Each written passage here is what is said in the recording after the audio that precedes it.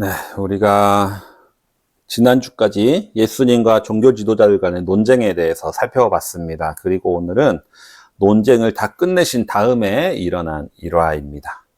오늘 읽은 성경 본문은 어쩌면 세 개의 다른 본문처럼 여겨질 수도 있습니다. 첫 번째 이야기는 예수님이 제자들에게 하신 경고죠. 율법학자들을 조심하여라. 그리고 두 번째 이야기는 가난한 과부가 헌금 넣는 것을 보시고 예수님이 하신 말씀입니다. 그 어떤 부자들보다 이 과부가 헌금이 제일 많이 넣었다. 그리고 세 번째 이야기는 예수님이 성전을 바라보고 하시는 예언이죠. 성전이 무너질 것이다 하는 예언입니다. 어떻게 보면 이 세 가지 이야기는 서로 다른 이야기, 다른 본문인 것처럼 보여지고 실제로도 서로 다른 본문으로 설교가 되지만 왜 이 세 개를 같이 묶었느냐? 왜냐하면 서로 연결되는 이야기이기 때문입니다. 물론 20장 그리고 21장 이렇게 장이 분리되어 있기 때문에 구분해서 읽는 것이 더 자연스럽게 느껴질 수도 있지만 사실 원래 성경은 장과 절이 없습니다. 장과 절은 후대에 구분한 것이죠. 또 마가복음에서는 이게 한 장으로 묶여 있습니다. 장으로 나눠져 있습니다. 그렇기 때문에 하나의 연결된 이야기로 읽어도 무방하다고 볼 수가 있겠습니다. 그렇다면 이 세 이야기가 어떻게 연결이 되는가? 그것은 먼저 가운데 이야기를 잘 살펴보면 양쪽의 이야기가 이렇게 잘 모여질 수가 있겠습니다. 예수님 당시의 성전은 이방인의 뜰이 있었고 그 다음에 여인의 뜰, 유대인의 뜰, 사제의 뜰, 성소와 지성소 이렇게 구분되어 있습니다. 가장 바깥쪽에 있는 곳이 이방인의 뜰인데 예수님이 성전의 장사치들과 환정사들을 내쫓으신 것, 이곳이 바로 이방인의 뜰입니다. 유대인들은 애초에 이것이 성전이 아니라 성전 바깥이라고 생각을 했습니다. 그리고 예수님이 과부의 헌금을 보시는 장면은 여인의 뜰에서 있었던 장면입니다. 이방인의 뜰에서 한 번 더 들어가면 여인의 뜰이 나오는 거죠. 그 당시 성전의 헌금함들은 이렇게 여인의 뜰에 있었습니다.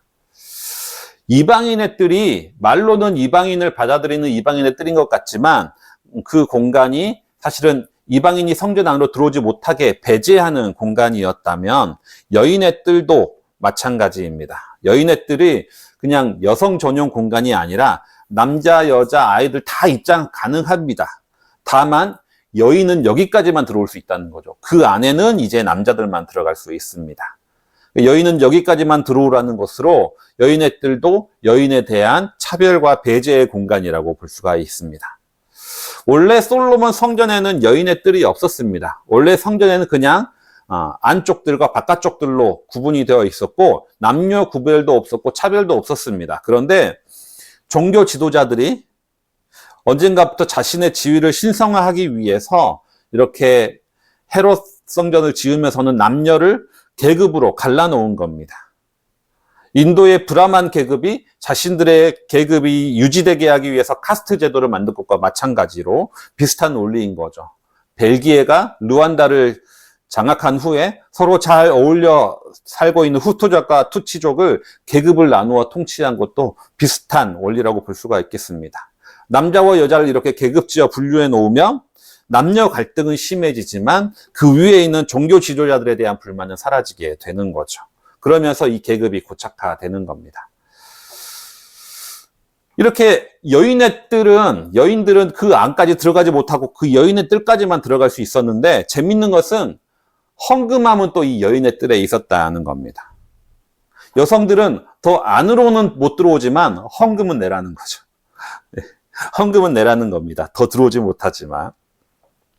이러한 이 시대의 분위기가 지금도 한국교회에 남아 있는 것 같습니다. 대부분의 한국교회의 70% 이상의 성도들이 여성으로 되어 있습니다. 대부분의 교회 활동과 봉사들도 여성들이 대부분입니다. 그런데 교회의 주요 의사결정을 하는 그곳에는 여성들이 배제되어 있습니다. 남자가 결정하고 여자가 일하는 방식으로, 남자가 지시하고 여자가 따르는 방식으로 한국교회는 운영되고 있는 곳들이 대부분입니다. 당회의 구성원들 대부분이 나이 많은 남자들이기 때문에 그런 거죠. 이마저도 보수교단이라고 하는 예장 합동이나 합신이나 고시는 여전히 여성은 목사나 장로 안수를 받을 수가 없습니다. 목사 안수를 주진 않지만 또 신대원의 여성 학생들은 또 받습니다. 독특한 경우라고 볼 수가 있습니다. 제가 속한 예장 통합인 경우 올해가 여성 안수가 허락된 지 이제 30년이 되었다고 합니다. 하지만 장로들 중에 여성의 비율은 7%도 되지 않습니다. 게다가 올해 총대에 참가한 비율은 1,500명 중에 여성은 2.8%에 불과하다고 합니다. 이러한 한국교회의 현상들이 일반 사회에서는 이해할 수가 없습니다. 특히 차별 없는 세상을 상식적으로 생각하고 살아온 청년들에게는 말이 안 되는 거죠. 이게 해결되지 않으면서 이 시대의 젊은이들에게 복음을 전한다라고 말하는 것이 어불성설이라 느껴집니다. 예수님은 이 여인의 뜰에서 헌금하고 있는 모습을 보셨습니다. 사람들이 헌금하는 것을 봤죠. 이때 헌금함은 철로 만들어져 있기 때문에 동전을 넣으면 쨍그랑 소리가 들렸다고 합니다. 그래서 동전을 많이 넣은지 적게 넣는지를 소리로 유추해 볼 수가 있습니다. 부자들이 동전을 우르르 쏟아 넣으면 엄청 쨍그랑 소리가 크게 들릴 것이고, 동전 하나나 두 개 넣는 사람한테는 쨍그랑 소리가 작게 들리게 될 것이죠. 일부 주석가들은 이 당시 헌금함 아래는 일부러 철판을 더 깔아가지고 그 소리가 크게 들리도록 만들었다고 설명하기도 합니다. 그래야 사람들이 남 눈치 보면서 헌금을 더 많이 하게 되는 거죠. 예배 때 여전히 헌금 바구니를 돌리는 교회가 많은 이유도 여기에 있습니다. 그런데 이 가운데 가난한 과부가 헌금을 냈는데 렙돈 2잎을 넣는 거죠.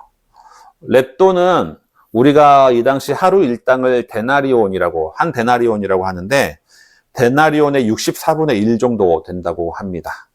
현재의 가치로 하면 렙돈은 한 500원에서 1,000원 정도 사이에 될 것 같습니다. 이 렙돈 2잎을 가난한 과부가 헌금하는 것을 예수님이 보십니다. 그리고 나서 예수님이 말씀하시는 거죠. 내가 진정으로 너희에게 말한다. 이 가난한 과부가 누구보다도 더 많이 넣었다. 저 사람들은 다 넉넉한 가운데 자기들의 헌금을 넣었지만 이 과부는 구차한 가운데 가지고 있는 생활비 전부를 털어 넣었다 라고 말씀을 하십니다. 이 본문에서 예수님의 이 말씀, 과부의 헌금을 보고 하신 이 말씀을 어떻게 해석하느냐에 따라 이 본문의 주제가 달라진다고 볼 수가 있겠습니다. 이 과부는 구차한 가운데 가지고 있는 생활비 전부를 털어 넣었다. 이 말씀을 예수님이 어떤 뜻으로 하신 말씀일까? 이것이 칭찬이냐 탄식이냐에 따라 이 말씀 본문의 주제가 달라지는 거죠. 다시 말하면 자신의 생활비 전부를 드린 여인을 향한 칭찬의 말씀이냐, 아니면 이 과부가 생활비 전부를 털어놓게 만드는 이 성전 체제에 대한 탄식이냐, 이 두 개에 따라서 이 본문의 주제가 달라지는 거죠. 전통적으로는 우리는 예수님의 이 말씀을 칭찬으로 해석합니다. 그래서 칭찬으로 해석할 경우 이 본문의 주제는 이제 헌금 많이 내라 하는 메시지의 본문이 되는 거죠. 과부가 생활비 전부를 넣었더니 예수님이 칭찬하셨다. 그러니까 가진 거 다 내놔. 이런 식의 설교를 하는 분들이 종종 있습니다. 물론 심한 경우는 이렇게 하지만 대부분의 경우는 돈 액수가 중요한 것이 아니라 하나님, 주님은 우리의 마음을 보신다. 이렇게 말씀을 하시는 거죠. 우리의 정성껏 드려야 된다라는 메시지로 설교할 때 이 본문을 합니다. 하지만 예수님의 말씀을 탄식으로 해석한다면 이 본문의 주제가 완전히 달라지게 됩니다. 과부가 자신의 생활비 전부를 넣게 만드는 이 성전 체제에 대한 비판이 되는 거죠. 이 해석은 의문을 던지는 겁니다. 생활비 전부를 넣어야 하는 과부의 모습을 과연 예수님이 기뻐하셨을까? 이러한 질문을 던지는 거죠. 이런 것을 고민해 볼 필요가 있다는 겁니다. 이 본문과 비슷한 구약 본문이 있습니다. 사르밧 과부 이야기죠. 사르밧 과부가 남은 곡식과 기름으로 엘리야에게 빵을 부어준 이야기가 있습니다. 오늘 본문과 함께 사르밧 과부의 이 본문은 헌금 설교의 탑2의 본문이라고 볼 수가 있습니다. 이 사르밧 과부는 자기한테 남은 한 움큼의 가루를 가지고 이제 떡 만들어 먹고 죽으리라 마음을 먹었는데 엘리야가 그마저도 본인에게 떡을 달라고 이야기를 합니다. 그리고 떡을 엘리야에게 구워줬을 때 그 사르밧 과부는 곡식과 기름이 떨어지지 않는 복을 얻게 되는 거죠. 그런데 이 사르밧 과부의 본문과 오늘 이 생활비 전부를 넣은 과부의 본문은 차이가 있습니다. 엘리야는 자기 스스로다 본인이 누구보다 굶주려 있을 때 이 사르밧 과부에게 떡을 달라고 요청을 한 겁니다. 그리고 떡을 굽기 전에 만약에 이렇게 구워주면 하나님의 복이 있을 것이다 라고 약속도 했습니다. 그런데 이 과부가 헌금을 낸 대상은 엘리야처럼 가난한 하나님의 사람이 아닙니다. 가난한 하나님의 선지자가 아니한 거죠. 부유하게 호의호식하는 대제사장들과 사두개인들에게 이 헌금이 돌아가게 됩니다. 그리고 이 헌금을 낸다고 해서 뭐 과부의 사정이 더 나아진다거나 하는 약속이 있는 것도 아닌 거죠. 과연 예수님이 이 과부의 헌금을 보고 기뻐하셨을까? 기뻐하시면서 칭찬하셨을까? 의문이 생기는 부분입니다. 이러한 의문이 든다면 우리는 이제 이 본문을 이 성경의 맥락 속에서 한번 이해해 볼 필요가 있습니다. 예수님이 오늘 있는 이 여러 논쟁들을 하시고 이 헌금을 보시고 하는 그 하루의 일 전에 무슨 일을 하셨느냐? 바로 성전 정화 사건이 있었죠. 예수님은 성전의 장사치들과 환전상들을 다 내쫓으시면서 이곳은 강도의 소굴이 돼버렸다. 내 집인데 너희들이 강도의 소굴이 만들었다. 이렇게 말씀하셨습니다. 그리고 오늘은 악한 포도원의 품꾼 이야기를 하시면서 사두개인들을 하나님의 성전을 자기 것으로 탈취하려고 한다라고 비유적으로 비난하셨습니다. 그리고 나서 이 과부의 헌금을 보고 나서는 급기야 뭐라고 예언하십니까? 마지막에 나가시면서는 이 성전이 무너질 것이다 라고 예언하십니다. 그러니까 이러한 큰 맥락 안에서 본다면 예수님은 이 과부의 헌금을 기뻐하고 칭찬하셨다라고 보기가 어렵다라는 거죠. 그렇다면 이 과부의 헌금 이전에 예수님은 어떤 말씀을 하셨느냐? 바로 율법학자들을 조심하라 라고 경고하셨습니다. 이 율법학자들을 조심해야 되는 이유가 무엇입니까? 바로 이들은 외식하는 자들이었기 때문인 거죠. 그들은 예복 입는 것 좋아하고 인사받는 것 좋아하고 높은 자리에 앉아 있는 것을 좋아하고 남들에게 길게 기도하면서 경건한 척하는 것을 좋아합니다. 그런데 실상은 어떤 사람이냐? 과부의 가산을 삼키는 자들이라는 거죠. 그리고 예수님은 그 과부의 가산을 삼키고 있는 그 현실을 바로 눈앞에서 여인의 뜰의 헌금함 앞에서 목도를 하시게 된다라는 거죠. 그렇기 때문에 율법학자들의 조심하라라는 경고와 과부의 헌금 이야기는 하나의 맥락으로 이어진다라고 볼 수가 있습니다. 그 이야기는 뭐냐? 착취당하고 있는 과부의 이야기입니다. 모세의 율법에 의하면 가난한 과부는 구제 대상입니다. 객고와 과부와 같은 사회적 약자들이나 가난한 사람들은 성전의 도움을 받아야 할 사람들이지 생활비 전부를 바쳐야 될 사람들이 아니라는 거죠.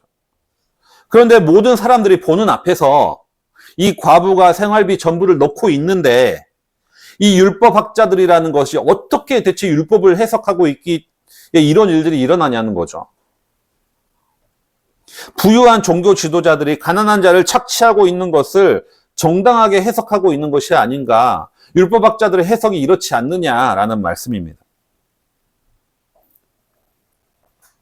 과부의 전 재산을 헌금함에 넣고 있는 모습을 본 예수님 앞에서 이제 몇몇 사람들이 성전을 보고 감탄을 합니다. 이 아름다운 돌과 봉헌물로 꾸며진 성전들을 보십시오. 이걸 보니까 그야말로 예수님이 완전 피꺼솥이 되는 거죠. 피가 거꾸로 솟는 겁니다. 그래서 말씀하시는 거죠. 너희가 보고 있는 이것들이 돌 한 개도 돌 위에 남지 않고 다 무너질 날이 올 것이다 라고 말씀하십니다. 예수님이 예루살렘 성전에 입성하실 때 입성하자마자 성전을 보고 우셨습니다. 그리고 그 다음날 성전의 장사치들과 환전상들을 뒤집어 엎으시면서 이들 뒤에 이득을 얻고 있는 대제사장들과 사두개인들을 보면서 분노하신 이유, 그 분노하신 이유를 오늘을 보면 알 수가 있는 거죠. 성전은 과부의 가산을 삼키는 곳이 되어서는 안 됩니다. 하나님의 영광은 화려한 겉모습으로 드러나는 것이 아닙니다. 웅장한 건물, 화려한 조명, 값비싼 음향 장비로 하나님의 거룩과 영광이 드러나지 않습니다. 그저 추악한 인간의 욕망만이 드러난다는 거죠. 그렇기 때문에 하나님의 성전은 무너지게 된다라는 거죠. 아니, 이미 무너져 있다라는 겁니다. 건물만 겨우 남아있는 것일 뿐인 거죠. 화려한 예배당을 건축하는 것은 성전을 세우는 것이 아니라 오히려 무너뜨리는 겁니다. 진정한 성전을 세우는 것은 가난한 자와 과부와 고아들과 나그네들을 돌아보는 것이고, 이를 통해서 만민이 기도하는 집으로 회복시키는 것. 이것이 바로 진정한 성전 세우기라는 거죠. 오늘 예수님은 과부의 헌금을 사이에 두고 앞에는 외식하는 율법학자들을 경계하라라는 말씀을 하시고, 그 뒤에는 이 화려한 성전이 무너질 것이다 라는 예언을 하십니다. 이를 보면 겉으로는 거룩한 척하면서 높은 자리를 좋아하는 율법학자들의 모습과 겉으로만 아름다운 돌과 봉헌물로 꾸며져 있는 성전의 모습이 서로 같다라는 것을 우리는 알 수가 있습니다. 그리고 그 이면에는 힘없는 자, 가난한 자, 과부를 착취하는 추악함이 들어있다는 거죠. 숨겨져 있다라는 겁니다. 그렇기 때문에 이 성전이 무너지리라라는 예수님의 경고는 이 성전을 향한 것일 뿐만 아니라 이 개인을 향한 것이기도 합니다. 화려한 겉모습의 성전에 끌리는 이유는, 화려한 건물에 우리가 끌리는 이유는 우리도 내면보다는 겉모습을 꾸며내는 신앙을 갖고 있기 때문일 수도 있습니다. 이러한 욕망들이 모아져서 이러한 겉모습의 교회를 만드는 겁니다. 그렇기 때문에 한국교회의 현재의 모습은 어쩌면 우리 신앙의 현 주소를 보여주기도 합니다. 말씀을 정리하겠습니다. 예수님은 율법주의자들의 외식을 지적하시면서 그들을 경계하라 말씀하셨습니다. 그리고 나서 성전의 화려함을 보면서 무너질 것이다 라고도 말씀하셨습니다. 겉으로 드러나는 신앙이 나의 본질을 보여주는 것이 아닙니다. 우리가 아무리 경건한 척하고 좋은 사람인 척 하더라도 주님은 우리 안에 있는 추악함을 보실 줄 아십니다. 이러한 주님 앞에서 내 안에 무너져 있는 성전들을 다시금 일으켜 세우면서 살아가시는 모든 성도님들 되시기 바랍니다. 주신 말씀 기억하시면서 내일을 바라보며 기도 함께 드리겠습니다.